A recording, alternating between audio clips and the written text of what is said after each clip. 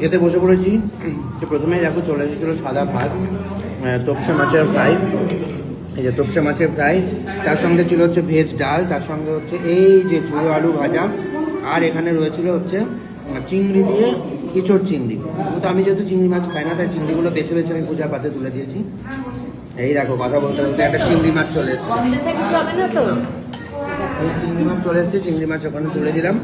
চলো খাওয়া দাওয়া করি, আরও অনেক কিছু আছে, একে একে আসছে। কি এটা?